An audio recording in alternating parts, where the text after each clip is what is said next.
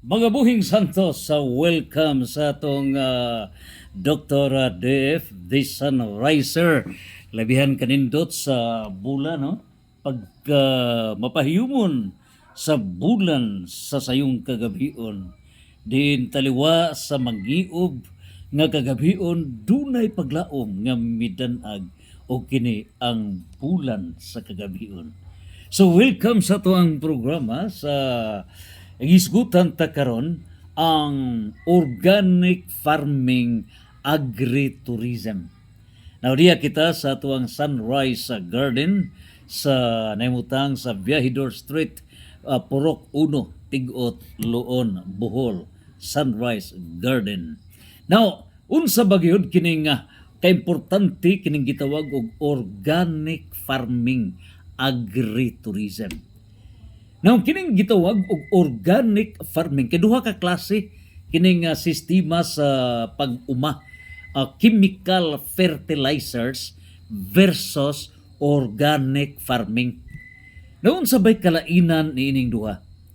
Ang chemical fertilizers mao kini ang patuman sa nagkadaiyang kagamhanan sa tibuok kalibutan, business profit.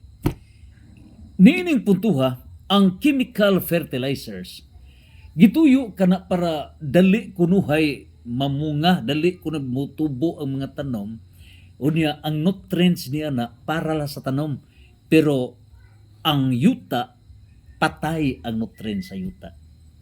Kung patay ang nutrients sa yuta, madaot niini ang resulta. Ang atong gikaon walay sulfur, walay mga nutrients nining putuan, daot na resulta, mga daot ang atong lawas.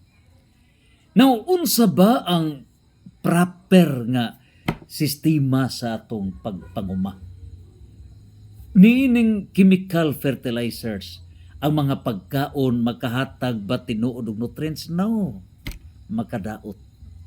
Og busa mao nang daghag nagkadaiyang mga sakit. So, unsa ba ang correct nga sistema sa farming? It is organic farming, dili chemical fertilizers. It's business. Mao na nga sa 1 Timoteo chapter 6 verse 10, ang pagkay may gugmaon sa salapi mo'y nungdan sa tanang pagkadaotan. So nining puntuha karon, go away omega end of chemical fertilizers. Now, kini karon nga organic farming, mao kini ang balik ta sa naandan, balik ta sa labing karaang panahon nganong tag-as magkinabuhi sa mga tao kaniadto. Now, ang organic farming, it is nahimo na kining dunay legal mandate pinasikat sa Republic Act number 10068 or the Organic Agriculture Act of 2010 as amended by Republic Act 511 in 2020. Naun sabay tumong nining organic farming sistema sa atong pagpanguma nga dili mga chemicals. Kini ang tumong niini pag-promote sa environmental health. So dili makadaot sa kayutaan, dili makadaot sa palibot, dili makadaot kining organic farming. Now, niining puntuha, mo increase ang fertility sa yuta. So mahimong fertile ang yuta versus kining chemical, madaot ang fertility sa yuta, madaot kada. Ug busa, unsa bay mahitabo niini sama sa composting, ang organic farming kining mga malata nga mga dagami, kining mga tanom etc. malata, himuon ka ng danggay. O na, the best ka na nga maoy himuon nato nga abuno, no? Mga danggay, abuno, etc. O niya, mo protect ka na sa resources gikan sa toxic runoff. Now, unsa ba ang mga key advantages sa organic farming? By the way, unsa ba kining mga organic farming, dili mga chemical fertilizers. Now, unang advantage sa organic farming, Gitawag ka nag environmental sustainability. So kining environmental sustainability ma-reduce ang pollution kadaot.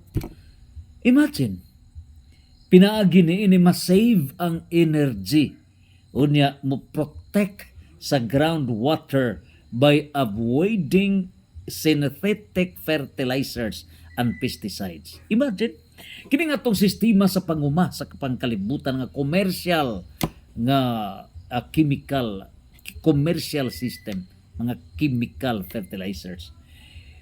Magkadaot ka na mga fertilizers, synthetic fertilizers, mga pesticides. Makadaot na sa tubig padung na sa ubos. Makadaot ka na mo nang panginom na to, etc. Daghan og mga side effects. Whereas, kung ang atong gamiton organic fertilizer, organic nga farming, ang atong environment dili madaot. Busa, may tabo ang atong mga katubigan o guban pa. Preserve diha ang atong environment. Imagine ang fertilizers, synthetic nga mga fertilizers, pesticides, makadaot na by 40 to 50%. Kung gamito na to ang organic farming, mawa ang 40 to 50% damage sa atong kayutaan, affecting sa atong mga katubigan. Number 2, improve soil health.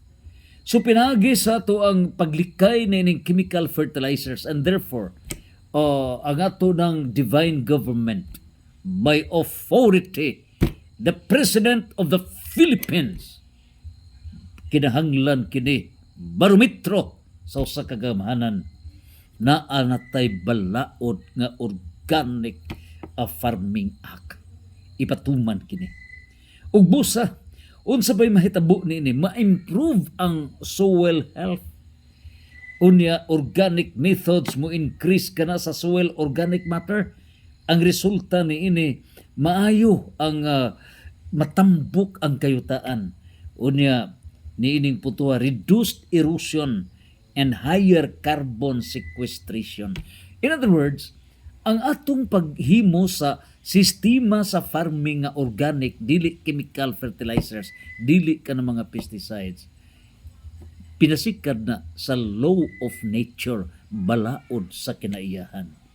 So mauna ang makahatag ka na to og tinuod nga good health. Good health. Ang nahitabo gud nato, palawgan na ta sa mga pagkaon nga carcinogenic foods, makakanser, at GMO, genetically modified foods, o naapay mga pagkaon nga chemical fertilizers, dugta na ang atong lawas. Unya, kung masakit ang tao, kumo na to, mga heart attacks, cardiovascular diseases, diabetes, etc. Top 10 ka mga sakit. Unya, pagkasakit na, nasayuta, kinsabay makaginansya, maurasan ning klasiha. So kung sabo ni sa mga corporations nga kung masakit ang tao, number 1 business mao ang health. Grabe. Tulo ka mga greatest business in the world. Number 1, war, gubat. Katuota ka ng mga gubat, Islam countries, Protestant countries, Israel, etc. ay sus, drama-drama do. Number 1, business gubat. Triangular ning business. Gubat, ngano example kini karon nga ang gasolina mo saka na sad, grabe. Muna it's the works of the devil. Unya another top business mao ang health. Nga pangitaag paagi nga mga sakit ang mga tao. Nga programa na diabetes diri, dialysis hangtod na etc. diretso na sa kamatay. Programa na tanan. System ka na. It's the way to the culture of death. Unya, another one. So, kanang health. Unya, tulo kini ka mga dagko nga business. Mao na kini business of religion. Business of religion. Grabe.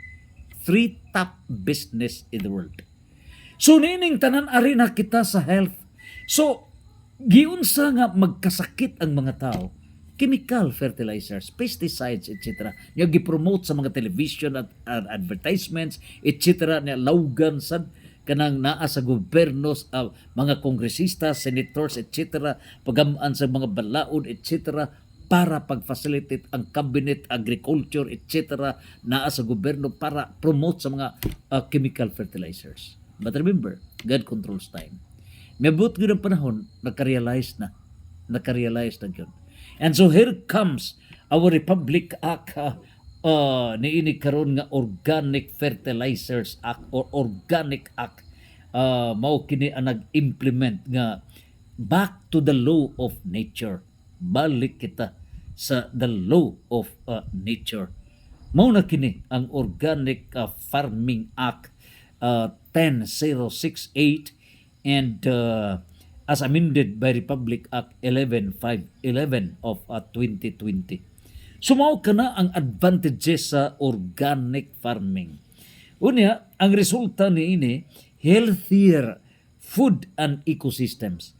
So ang ato nga mga pagkaon puno na sa sustansya, nutrients. Now imagine kung ang atong mga pagkaon puno sa nutrients kung mga sustansya, ang resulta niya na ang atong white blood cells, kana may red blood cells, white blood cells, mo function ka ng white blood cells. O kining white blood cells, maunay makinarya sa ato ang lawas, niini karon nga mo circular ang atong dugo, etc.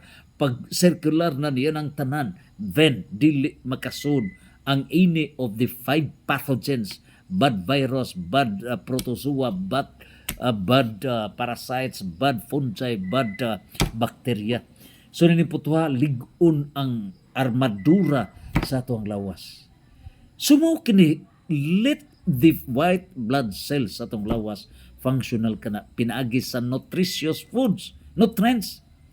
Kining atong mga pagkaon nga gi-process lang gumikan sa chemical fertilizers, pesticides, tikio taniya na, tikio. Samtang organic fertilizer resulta pro God, pro nature, pro life. Agatong mo na paradise restored. Unya pro health, dili magkasakit ang tao. Mao na kini ang mahitabo. So healthier food ngano maka-healthy ang mga pagkaon, mamahimo na kana nga preventive medicine. Kung ang atong gamiton ang chemical fertilizers, ang food dili na medicine, kun dili it becomes a poison. Mahimo ng poison mo na magkasakit ang tao. So correct si Father Charismatic Boholano, Charismatic priest leader, si Father Polinar sa iyang True Vine o grabe ang iyang mga every Thursday niyang speaking engagements sa matag dito Santo Rosario Pares. Very correct si Father Polinar way back in 1980s, no? Sa gingarian sa langit ng karon. Unya, ikalima, ikaupat, mao na kining biodiversity and ecosystem balance.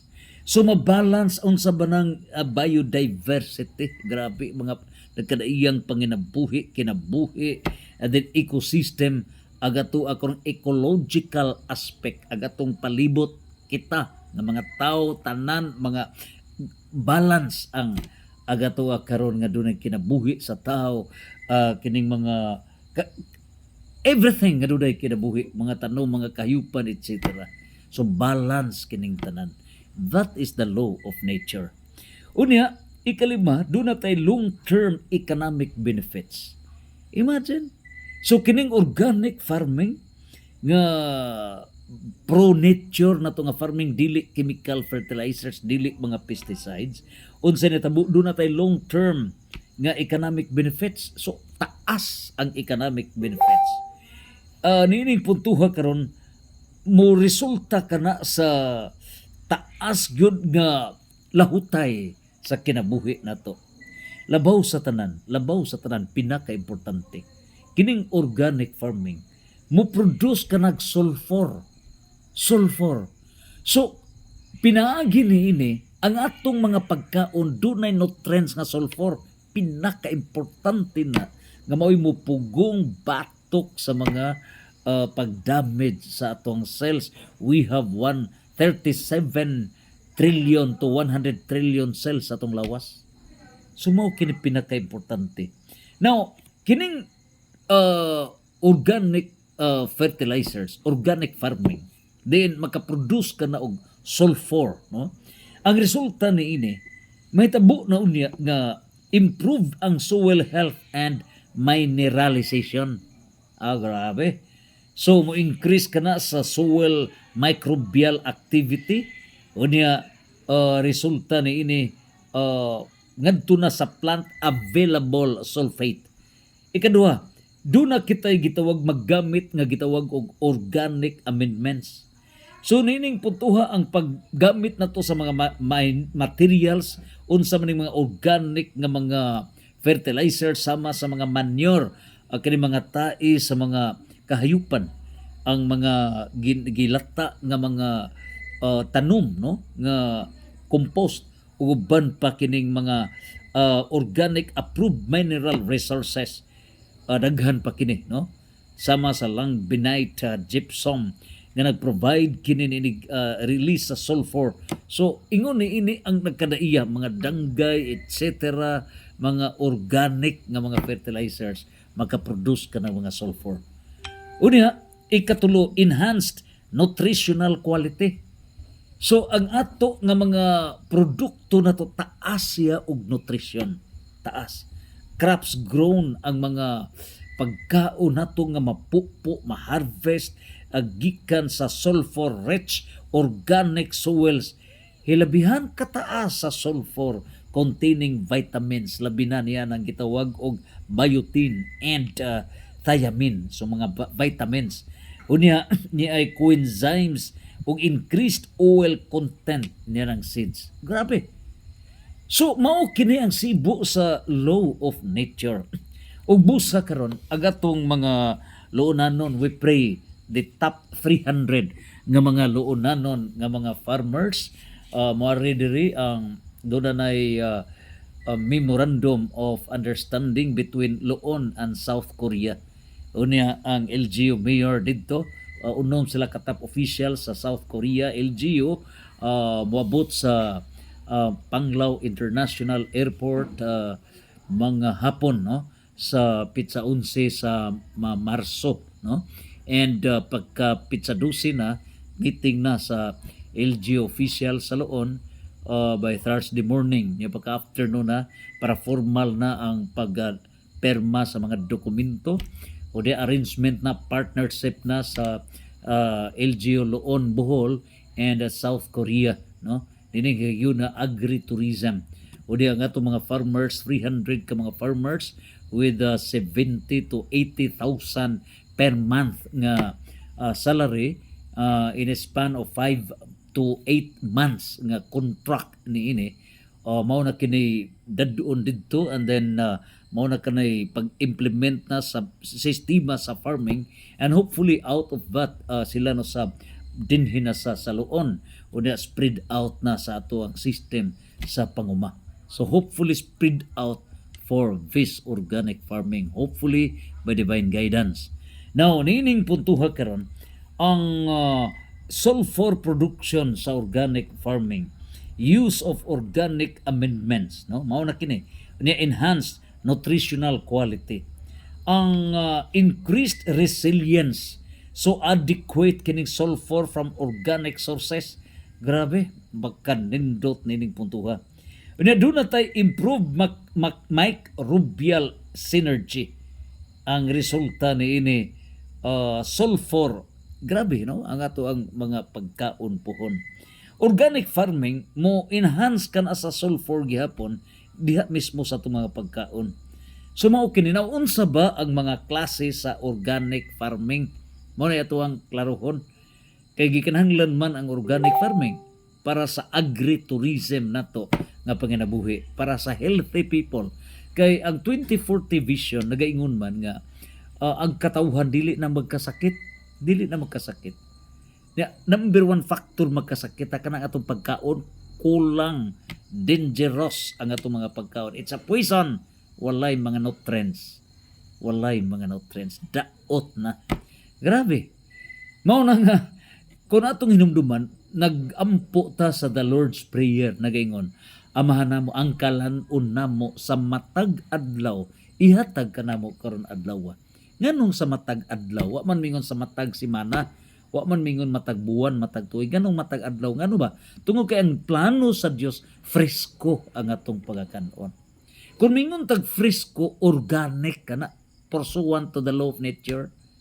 Mao na nga musunod ta sa plano sa Dios para healthy ta, dili magkasakit. So ang atong pagkaon is medicine, take note. Our food should be preventive medicine. Dili nang naa sa butika. Kay kung paggipasawan ta ninang mga pagkaon nga walay nutrients, it's a deception, it's a poison. Ang resulta nina sila gyapon health adto sa butika. Ang ilang concept sa health mupalit tag mga tambal sa butika, which is wrong. Dako na nga error. So the most intelligent people in the world are farmers. Mga farmer scientists. Mao bitaw na nga naghahimo tag farmer scientist sa Loon, based sa University of the Philippines. Doon na tayo Fitz Center, and also a pattern, of course, congratulations Bayugan City Mayor Kirk Ases, ang atong saguniang panglungsod Ma'am Thais Ariza, no, o uban pa. So mao ni at least nakita nato ang Bayugan City and South Korea. So connect with lungsod sa Loon, the biggest town of Bohol, and Bohol is the biggest province of the Philippines in terms of LGUs. Nan karon, unsa ba ang mga kind sa organic farming? Doon na tay duha ka general classification. Ang pure organic farming. So ang pure organic farming, mao na kining nawa wadon ang mga synthetic chemicals, kining mga chemical fertilizers, wa na total wa kana. Unya nining puntuha karon unsa bay resulta nini organic na ang atong gamiton. Ikaduhang klase sa organic farming mao kining integrated organic farming nga nag-focus na sa natural inputs o sa ecological balance. Now, doon na kita types and methods of organic farming. Walo kini ka mga methods sa organic farming. Pinakanindot ni nga, ba? Mao ni ang paradise restored. Pagpahibalik sa paraiso ning nasod nga Pilipinas. Pagpahibalik sa paraiso sa tibuok kalibutan nga dili na magkasakit ang mga tao. Food is medicine. Food is medicine. Busa taliwa sa kagabhion, dunay buwan nga misubang. Ug ang buwan naghatag paglaom, the solution to our problems. The best doctors are agriculturists. The top doctors, the real doctors are the farmers. Ngano, ang mga farmers muhatag og tinuod nga medicine, and food is the number one, the best perfect medicine. Dili nang naa sa pharmaceuticals. Ngano, kanang naa sa pharmaceuticals is not really a medicine.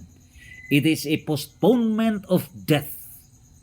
But ang atong pagkaon, preventive medicine. Mao na nga dili magkasakit. Mao ni gikinahanglan nato organic farming. Sumao kini. Ug busa unsa ba ang walo ka mga klase sa methods sa pagpanguma gitawag og organic. Number 1, pure nga organic farming nga wala na gyud ng mga synthetic fertilizers, mga chemical etc. Grabe, commercial wala na. Ang mga pesticides wala na. Ang mga GMOs, genetically modified organism foods, wala na. Gipang-usab ang mga tanom ba. Gipang-usab na ang mga kapayas na anay mga seedless. Gipang-usab na gikan sa actual nga creation sa Dios. Sama kining mga grapes supposedly na mga liso, ginay mo ng seedless. So gipang-usab na ang mga tanom. Mga taong tag-as, sinaw, lahi na ang tanan. Sumawa na kini mga GMO, genetically modified organism foods, back to nature. Example ang baboy na to. Kaniyan to Bisaya, pure ka na ka Bisaya. Pero nangausab na ang tanan. So balik ta, wala na ng mga GMOs. Uniha, Mao na kini mahitabo. Ikaduha, mao kanang gitawag og integrated organic farming.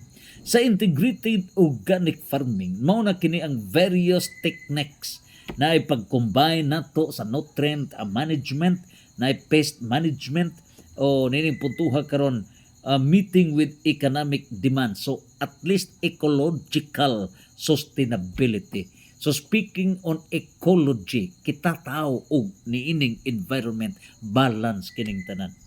Unya kining ikatulo nga organic farming mao kining biodynamic farming.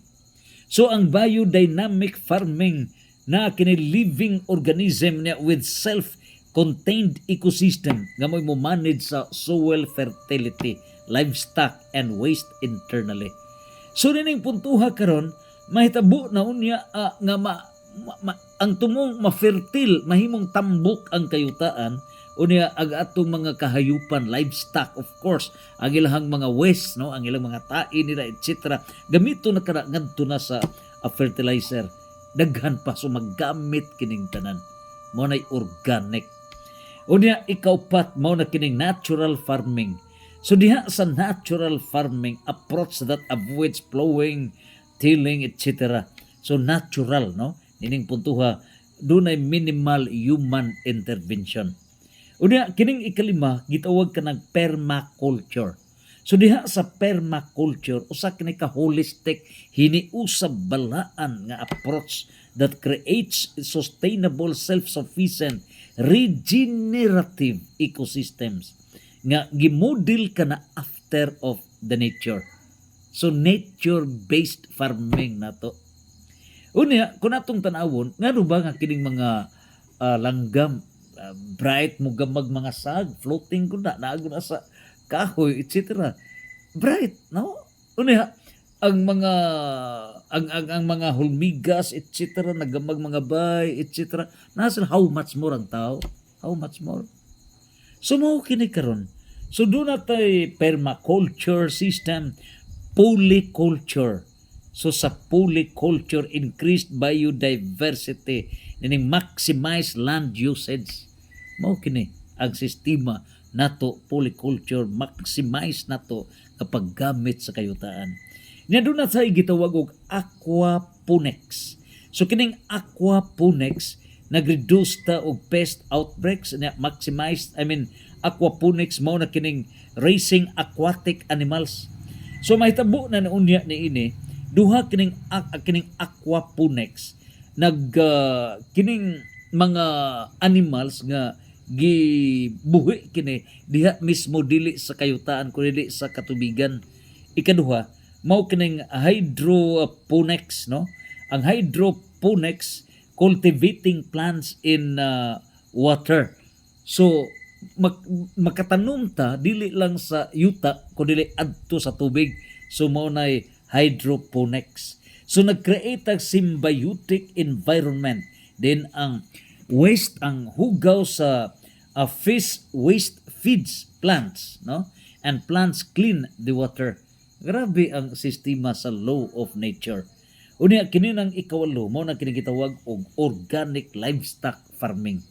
So ang organic livestock farming involves na sa naghimo raising animals without hormones or antibiotics, wala na, and then providing access sa outdoors, nag-feed ta, nagpakaon ta niining mga kahayupan pinaagi sa organic nga mga pagkaon, dili genetically modified organism foods nga gipakaon sa atong mga kahayupan.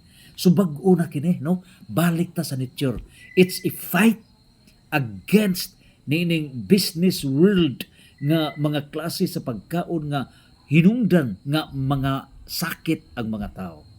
Mao na nga diha sa 1 Corinto 3 bersikulo 18 ngadto sa 20, 1 Corinto chapter 1 verse 26 to 29 gipakaulawan ang mga makinadmanon. Gipakaulawan ngano ang inyong kahibalo kabuang na atubangan sa Dios. Ngano ang utok nini mga bright gigamit unsaon pagpadato, bahalag mga matay ang mga tao. Gihimong negosyo ang health sa mga tao. Luoy. And since God controls time, nining puntuha, tunanay desisyon sa langit. Di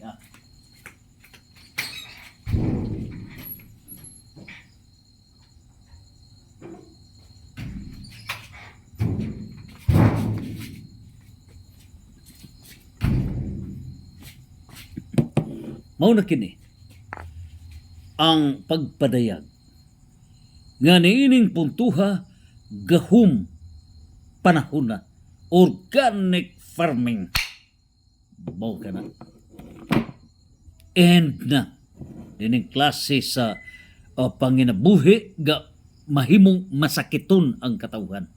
Dili pwede lawgan ang katawhan sa klase sa mga farming nga makadaot sa panglawas sa atong mga kaigsuoran. And so, doon na tayo mga common techniques diha sa atong organic farming. It's for the good health of the people.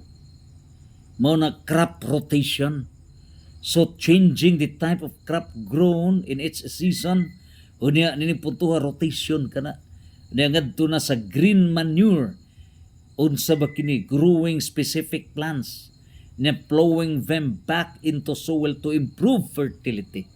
So, ang gitanaw ni ini, kinahanglan ang yuta. Amumahan ka na, mahimo ka ng fertile, tambok ang yuta. Ang paagi, organic farming, dili chemical fertilizers. Unya, ang ikatulong biological pest control, nga gigamit ang natural predators or microorganisms to control pests rather than chemical pesticides. Dili chemical pesticides, mga advertisements, commercial, etc. No. Ang gamito na to, batok ni ining mga pests, etc. Natural predators o microorganisms pag-control ining makadaot sa mga tanong. So, law of nature. So, ang atong sundon sa atong panginabuhi sa farming, law of nature. O kining balaod sa kinaiyahan, mohatod ka na kanato ngadto sa paradise restored. O diha sa paradise restored, Revelation chapter 2 verse 7, na gipadayag 2:7, pakanon ko kamo sa kahoy nga naghatag sa kinabuhi. O kining kahoy nga naghatag sa kinabuhi, organic farming. Busa diha sa organic farming, musunod ta sa law of nature, balaod sa kinaiyahan, ang resulta niya na deathless society. Nganong deathless society as certified, prophesied, Revelation 21 verse 4, dili na masakit. Nganong dili masakit? Tungo kay ang atong gikaon, sibo sa balaod sa kinaiyahan, law of nature, organic farming. Mo na nga, God is the offer of life. Mo na nga sa John chapter 14 verse 6, nagaingon si Kristo, ako ang dalan, kamatuuran ug ang kinabuhi. John chapter 10 verse 27 to 28, ang maminaw kanako, maminaw sama sa karnero, dili mamatay. Ug busa si San Pablo nagaingon diha sa Roma chapter 8 verse 6, duha pagkapiliun nato. Romans chapter 8 verse 6. First clause, kung ang atong naa sa utok, 100 billion nerve cells sa atong utok, pulos mga materialistic. Diha sa materialistic, materialism equals Matthew chapter 6 verse 24 over 1 Timothy chapter 6 verse 10. Unsay gipasabot niya na. Materialistic dinita. Ang resulta niini karon, kwarta mo gipaka Dios. Matthew 6:24. Budhian gyud ang Dios. Pag budhi sa Dios, kwarta mo ginahuna mo gipaka Dios sa tao. So unsay gusto nga madato ang tao, mabugo na siya, di na siya magunahuna. Bahala ang iyang negosyo makadaot na sa moralidad. Bahala ang iyang negosyo makamatay na sa mga tao basta madato ko. Kana mo sistema sa negosyo sa kalibutan karon nga gigamit ang mga chemical fertilizers. makadaot sa mga tao, unya pagsakit na sa mga tao, sila'y kontrol sa mga butika, sila'y kontrol sa mga pharma business, mao na nga wholesale package, gikan sa diabetes, etc. Mao na kining mga maintenance, gitawag bitarag maintenance. Nganong maintenance? Maintenance sa business. Maintenance, pag mo resulta karasaka na, unsa na diha, before dialysis, injection, etc. Hangtod na, that's the way. Grabe. Gitinuntuhan ang katawhan sa kalibutan. That is deception. That is deception. Ug mo sa what's the real solution? Law of nature. Mao nang Revelation chapter 2 verse 7. Ang resulta, ang makadaog ni ini pakanon. Yan ang kahoy nga naghatag sa kinabuhi. Ang kahoy naghatag sa kinabuhi, mao ang plano sa Dios, kabubuton sa Dios, balaod sa Dios. An organic farming, law of nature. Law of nature. Busa, salamat South Korea, salamat Bayugan City in partnership with Loon. Loon is Revelation chapter 10 verse 2. Magnet ka na. Nagluon means unity. Magnet ka na. Sama ka na sa itlog. Pughak ang luon. Unya, ang itlog na ay puti diha, mao na buhol. Bu means bu. Nagbattle ang mga philosophies kalibutan. Unya, mudaog ag magnet sa luon, which is genuine principles, Christian principles. Resulta, ang bu mudaog. So niining puntuha, ang whole mahiusa ang tibuok kalibutan. Mo na nga circle ang Bohol. And so welcome to Bohol, South Korea. Welcome to Bohol, nations of the world. 195 states of the world, welcome to Bohol. O diya kini karon na hitabo sa Muslim countries versus Israel. Na nakaradaan ngano ba in pari delicto. Nagaingon na daan diha sa Mateo 24, gingharian batok sa gingharian, magkaaway kini. Ngano ba? Nining puntuha, hinluan kining kalibutan. Hinluan. Ug ang magpabili nining kalibutan, mao ang iya sa Dios, meaning nagpasabot nga niining puntuha mahadlukon ta sa Ginoo. Unsa ba problema sa Israel? While Israel pinili supposedly sa Dios, but they crucified Christ. Kabot mag 2% ang mga Christian sa Israel until now dili. Maglisod tag-abot niya na. They did not believe Christ. That's Israel. Ang ato sad nga Islam countries, Iran, etc. They do not believe in Christ. Busa, if people will never listen, then ang resulta, let them listen the learning experience. Umaw kini mahitabo. So, magkaaway kining tulo. Unsa ang Islam, ang Judaism, Protestantism. On the other hand, destruction ang manghitabo. Nining kalibutan kita sa construction ta. Niya sa paradise restored. Niya ta construction focus loon, magnet loon, magnet loon, magnet loon. Buhol, bu and whole. Then welcome South Korea, welcome nations of the world to the Philippines, welcome nations of the world to Bohol, welcome nations of the world to Loon. And international cruise ships, get ready, landig na mo for Loon Bohol International Cruise Ship Port. It's ready. Landig na kamo. International cruise ships with passengers, more or less 5,000 passengers. Welcome to Loon International Cruise Ship Port. Unya medto na sa Panglao, Bohol Panglao International Airport. Ready. Welcome to the Philippines. Welcome to Bohol. Welcome to Loon. Organic farming, agri-tourism paradise restored. Santos, Santos, Santos. Fiat